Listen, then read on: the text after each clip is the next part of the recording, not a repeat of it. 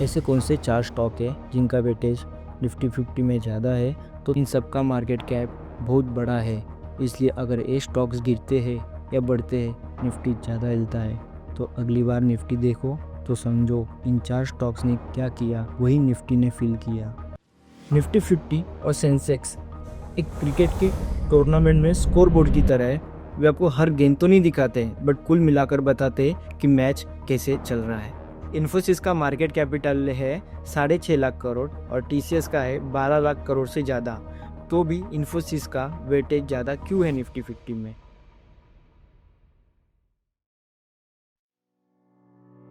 Hello everyone, welcome back to my channel. अगर आप share बाजार में निवेश करते हैं या बाजार की हलचलों को रुचि रखते हैं तो ये दोनों जरूर सुने होंगे, निफ्टी 50 और सेंसेक्स। क्या आपने कभी सोचा ये दोनों इंडेक्स क्या है, इनका निर्माण कैसे हुआ और ये भारतीय शेयर बाजार के लिए इतने महत्वपूर्ण क्यों है?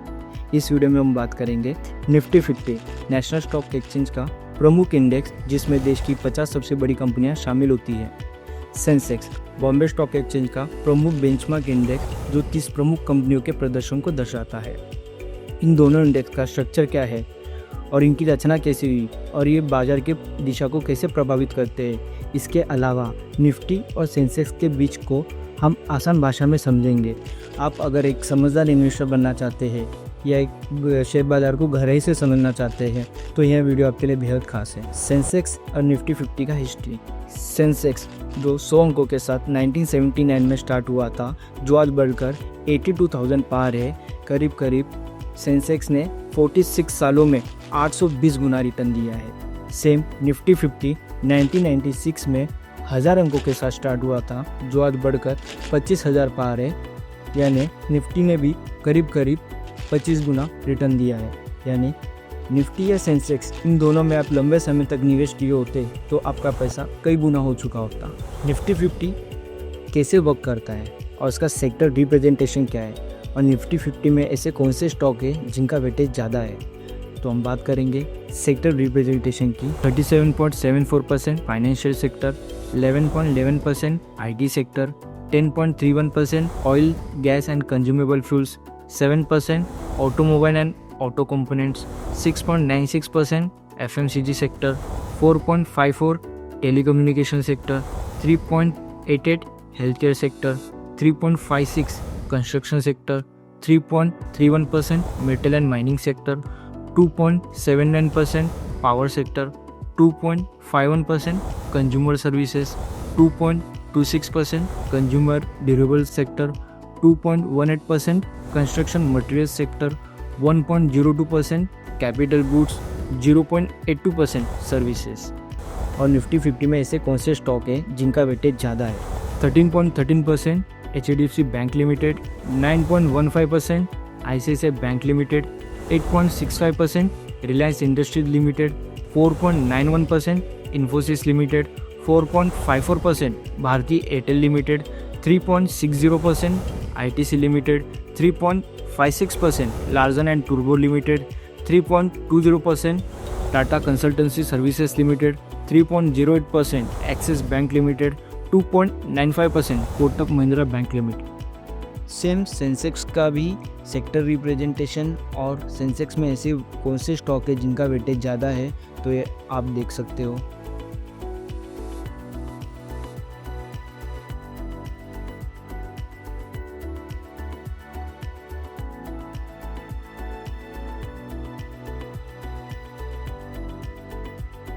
निफ्टी 50 और सेंसेक्स एक क्रिकेट के टूर्नामेंट में स्कोर बोर्ड की तरह है। वे आपको हर गेंद तो नहीं दिखाते, बट कुल मिलाकर बताते कि मैच कैसे चल रहा है।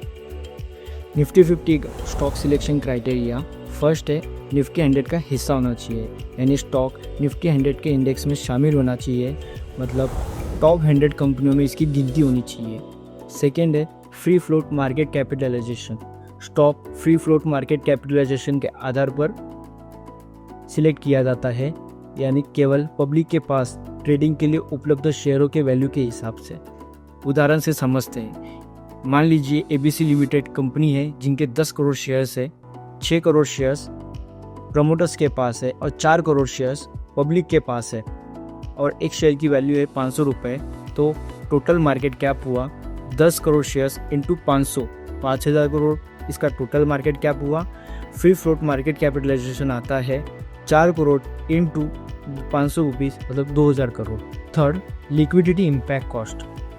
स्टॉक में लिक्विडिटी इम्पैक्ट कॉस्ट होना ज़रूरी है, यानी कोई 10 करोड़ का माल खरीद रहा है तो 90% मामलों में इम्पैक्ट कॉस्ट लेस देन 0.50% होना चाहिए, यानी कोई बाय या सेल कर रहा है तो उसके प्राइस पर पड़ने वाला असर।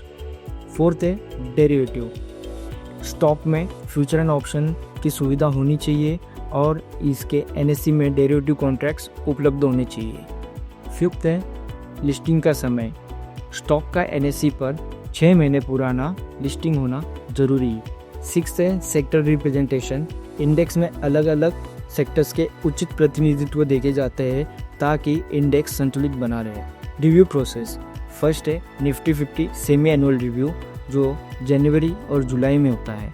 सेकेंड है अगर कोई नया स्टॉक अपने सभी क्राइटेरियो पे खरा उतरता है और पुराने स्टॉक से बेहतर प्रदर्शन करता है तो उसे नए इंडेक्स में शामिल किया जाता है। बॉम्बे स्टॉक एक्सचेंज पर करीब 5,200 से ज़्यादा कंपनियां लिस्टेड हैं। सेम नेशनल स्टॉक एक्सचेंज पर 2,200 से ज़्यादा कंपनियां लिस्टेड। ऐसे कौन से 4 स्टॉक है जिनका वेटेज निफ्टी 50 में ज़्यादा है, तो चार्ट फ्लो के थ्रू हम समझते हैं।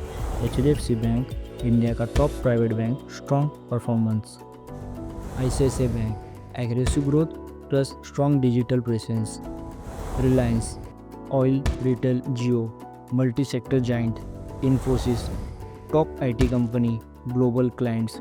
इन सब का मार्केट कैप बहुत बड़ा है, इसलिए अगर ये स्टॉक्स गिरते हैं या बढ़ते हैं निफ्टी ज़्यादा हिलता है। तो अगली बार निफ्टी देखो तो समझो इन 4 स्टॉक्स ने क्या किया वही निफ्टी ने फील किया। मेरे आपसे 2 क्वेश्चन हैं इस वीडियो से रिलेटेड। अगर HDFC बैंक लिमिटेड का मार्केट कैपिटल 14 लाख करोड़ है और रिलायंस इंडस्ट्रीज़ का 19 लाख करोड़ मार्केट कैपिटल है, तो भी निफ्टी 50 में HDFC बैंक का वेटेज ज़्यादा क्यों है? ये दोनों अलग अलग सेक्टर्स हैं। सेकेंड, इन्फोसिस का मार्केट कैपिटल है 6.5 लाख करोड़ और TCS का है 12 लाख करोड़ से ज़्यादा, तो भी इन्फोसिस का वेटेज ज़्यादा क्यों है निफ्टी 50 में? इस दोनों क्वेश्चन के आंसर मुझे कमेंट करके ज़रूर बताएं। तब तक के लिए जय हिंद, जय महाराष्ट्र।